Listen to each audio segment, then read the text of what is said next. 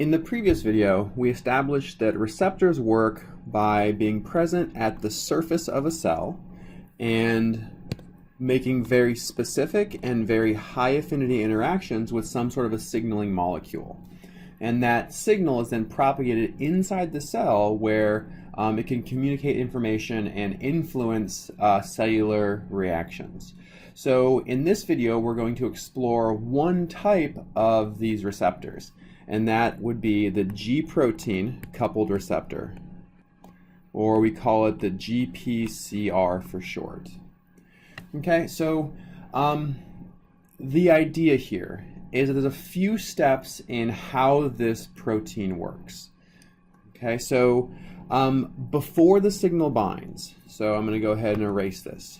So before the signal binds, inside the cell, you have a protein attached to this Gpcr.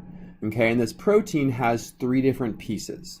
It has three different subunits. We have the alpha subunit, the beta, and the gamma. And I'll actually make these different colors just to kind of help differentiate here. So the alpha is in purple, and the beta and gamma are less important. I'm putting them in orange. Okay, at this point, the alpha subunit has GDP bound. Okay, so GDP, similar to ADP, is a diphosphate version of a nucleotide. Okay, so GDP means guanine diphosphate.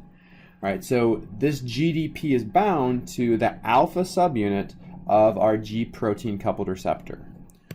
Once the signal binds, the idea here is it makes this interaction. That signal is communicated inside the cell, and what happens is the receptor itself, our Gpcr, undergoes a small conformational change or a structural change that causes the G protein to dissociate from the receptor. So our alpha, our beta, and our gamma subunits all kind of dissociate away from the receptor. And when they dissociate, they separate as well.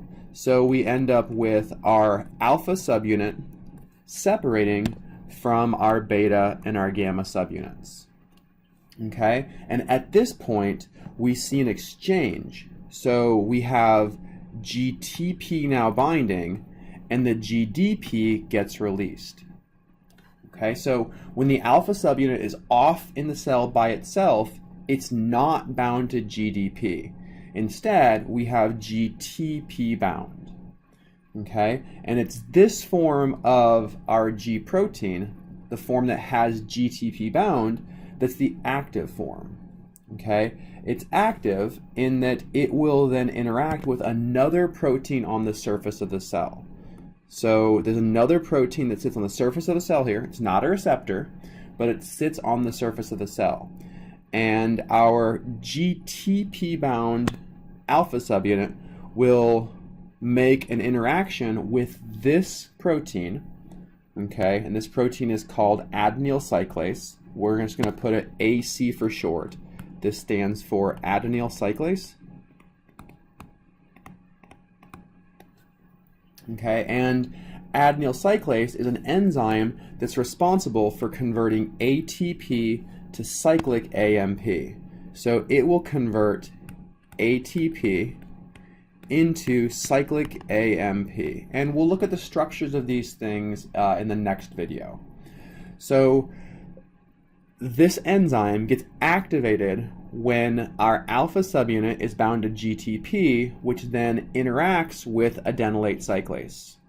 Adenyl cyclase then catalyzes the conversion of ATP to cyclic AMP, and cyclic AMP is a really important molecule in the cell that's known as a secondary messenger.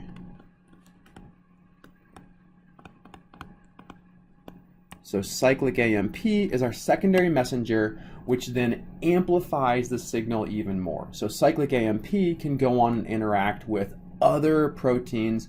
Most importantly, it goes on and interacts with a kinase known as protein kinase A. And this is a promiscuous enzyme that will then activate a lot of different enzymes in the cell. And we're not going to go into any more detail about this overall process. We'll stop here. The important take-home message is to understand the steps that happen here. Okay? The signal interacts with the G protein coupled receptor. That triggers the dissociation of our G protein, and the alpha subunit separates from the beta and the gamma subunits. This also triggers the replacement of GDP for GTP. So we now have GTP bound to our alpha subunit, which then goes on to activate another enzyme, adenyl cyclase, which is responsible for catalyzing the conversion of ATP to cyclic AMP. Cyclic AMP is a secondary messenger that activates protein kinase A, which exuberantly amplifies this signal. Okay, in the next video, we will explore the alpha subunit of the G protein, and we'll also be exploring the conversion of ATP to cyclic AMP.